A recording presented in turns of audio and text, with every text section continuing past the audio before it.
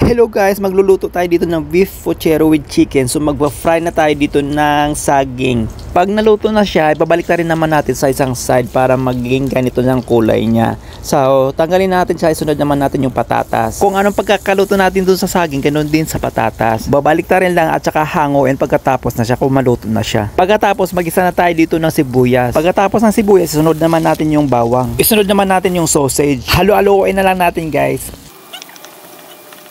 Siyempre, sunod na natin yung beef. Haluan na lang natin ng sliced chicken.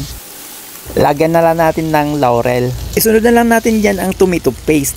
Pagkatapos, i-mix na lang at saka lagyan ng tubig. Isunod na lang natin yung beef cube. Ang pampalasa ko pala dito guys, yung beef cube at saka yung patis na okay na yun. Pagkatapos, takpan. Pagkatapos, pakuluan sa ng 15 to 20 minutes. Pagkaraan ng 20 minutes, ilagay na natin yung pampalapot, yung cornstarch. Pagkatapos, maglagay din tayo ng pepper. Isunod na natin yung pinirito natin kaninang patatas at saka saging. Pagkatapos, tikman na natin. So, approve na yan. Isunod na lang natin dito yung Baguio beans. Takpan ulit para palambutin yung Baguio beans. Kung ayaw nyo ng pork and beans, lagay ninyo ang carban sauce. Isunod na natin yung pichay Baguio at repolyo. Kompleto na mga ingredients. So, luto na to guys. Tikman na natin. Hello guys, tikman na natin yung beef pochero na may kasama siyang chicken kasi nakulang kasi yung beef kaya nilagyan ko na lang ng chicken pandagdag. So tikman natin guys kung ano yung lasa.